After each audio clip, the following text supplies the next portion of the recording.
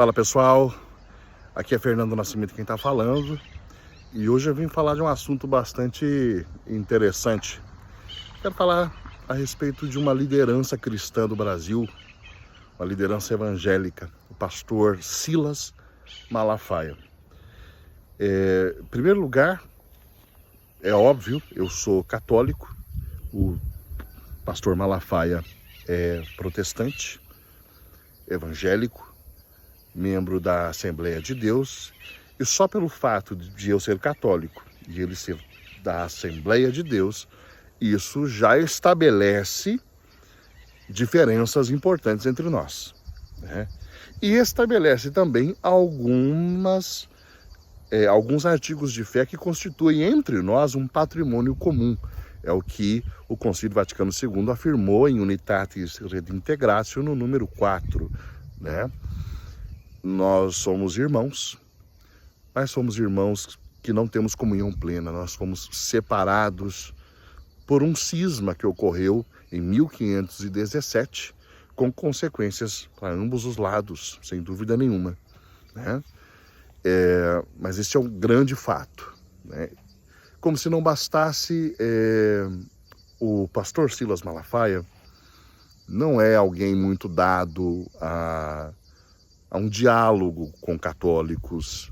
Ele tem a visão, né? Ele normalmente, quando nos cita ao lado dos espíritas, por exemplo, né? Católicos, espíritas, todos vocês, porque ele não nos considera irmãos, né? Essa é uma verdade, tá? Em 2013, eu escrevi uma carta que acabou, assim, na época, teve bastante repercussão.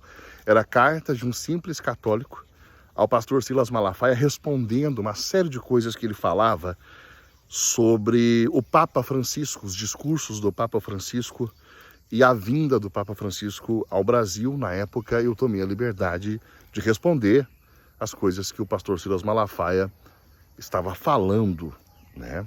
Foi a primeira viagem apostólica, né? A primeira jornada mundial da juventude do Papa Francisco e assim por diante. Colocando tudo isto, agora eu preciso fazer algumas ponderações. Eu conheço o pastor Silas Malafaia, não é de hoje, tá? Eu tenho 40 anos e eu conheço o pastor desde a década de 90, ok?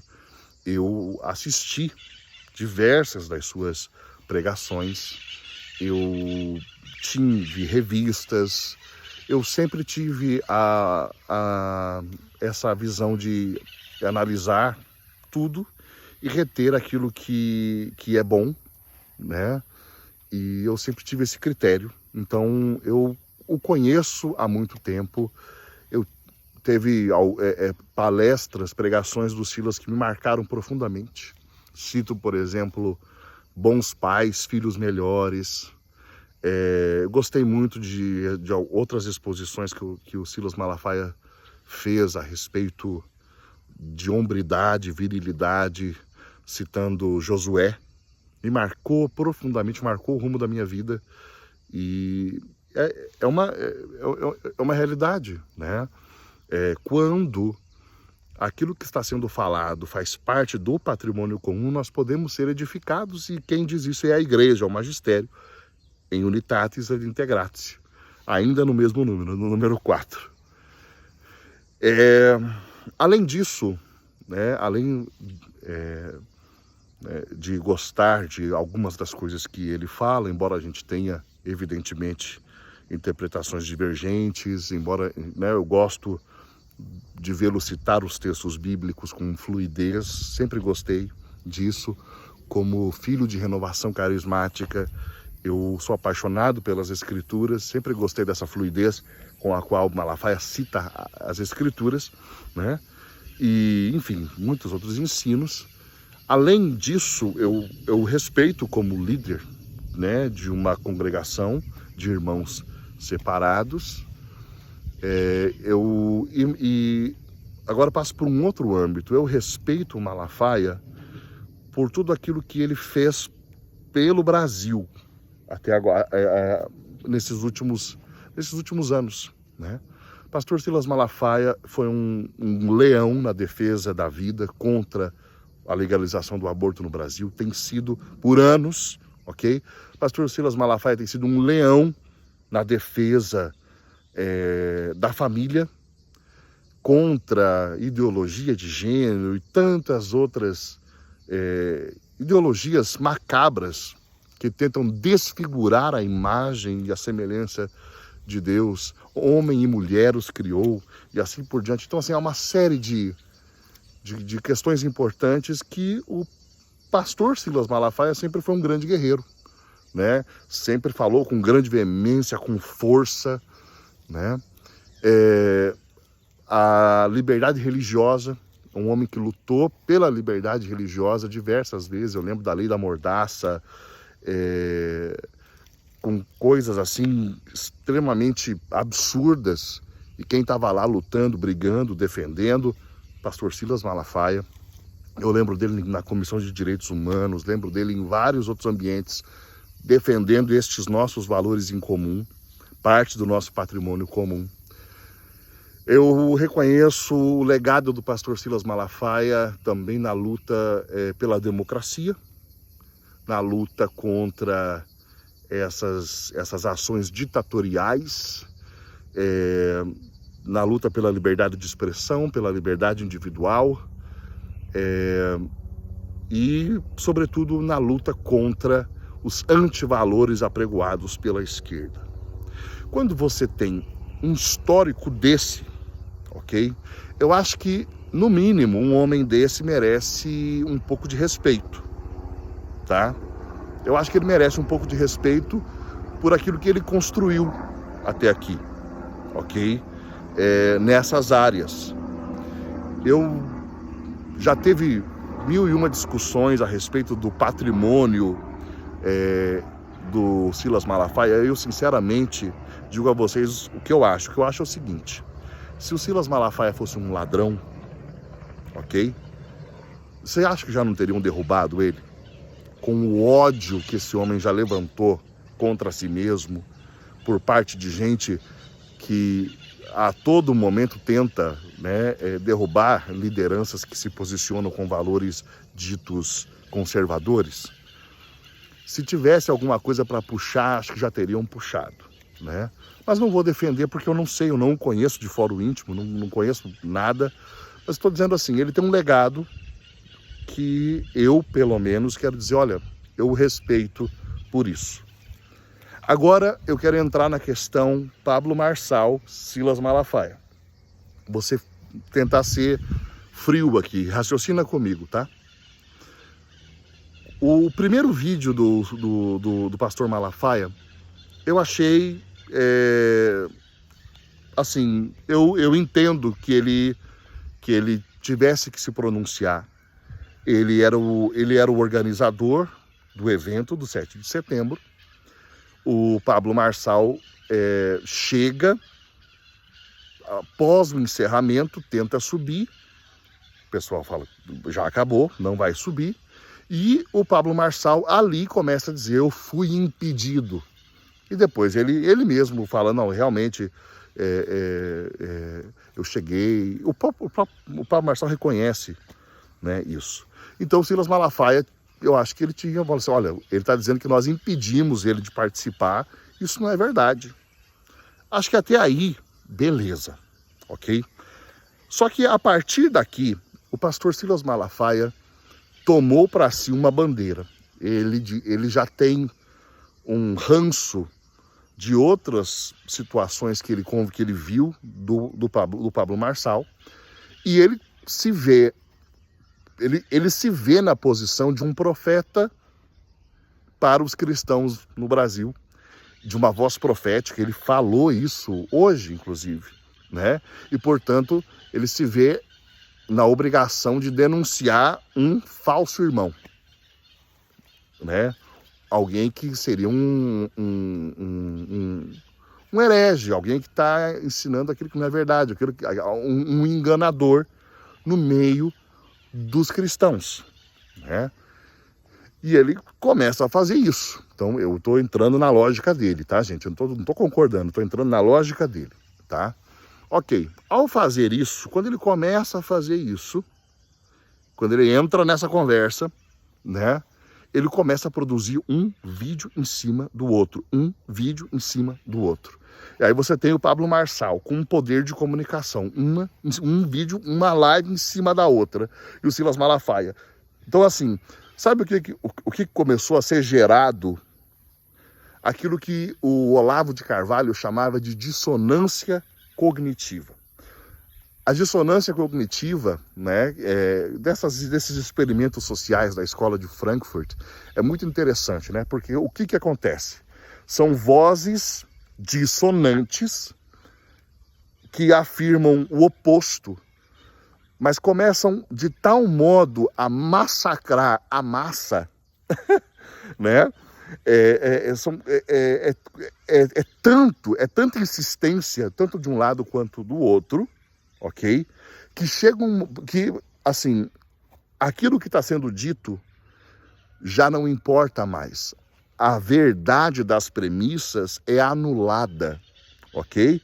E aquele que tiver mais poder de comunicação, aquele que tiver mais força de comunicação, e nesse caso, me desculpe, essa pessoa era o Marçal, ok? Esse é quem vai dar a última voz, que vai sempre soar como uma voz de alívio, mesmo que esta voz, a última, a mais ressonante, dê um comando estúpido, usando as palavras do Olavo de Carvalho. Ele explica isso num artigo sobre dissonância cognitiva, no livro dele, O Mínimo que Você Precisa Saber para Não Ser um Idiota, que foi compilado pelo Felipe Moura Brasil, né?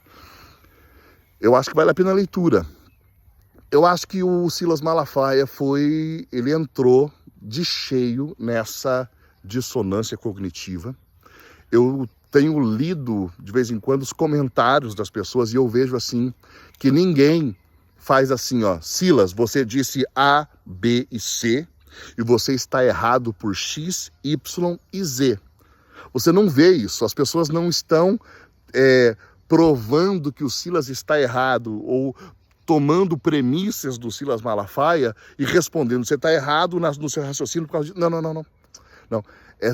As respostas ao Silas não são sobre o conteúdo, é sobre o formato, é sobre por que o Marçal, Silas, por que você não está falando do outro também? Por que você não está falando... Ou seja, ninguém está parando, ninguém parou em nenhum momento para ouvir a verdade das premissas. E é isso que acontece quando nós estamos dentro da caixa da dissonância cognitiva. Aquilo que está sendo dito não importa mais porque virou uma grande confusão dentro, né, daquela dissonância dentro de uma caixa e a única coisa que vai ser ouvida é a voz final de quem tem mais força na comunicação, ok? Então, assim, o pastor Silas Malafaia não está sendo... ninguém está fazendo frente a ele, dizendo, olha, você falou A, B e C e você está errado por X, Y e Z, ok? Mas estão falando, você deveria estar fazendo vídeo do Boulos, deveria estar fazendo não sei o quê, deveria ter apoiado não sei quem.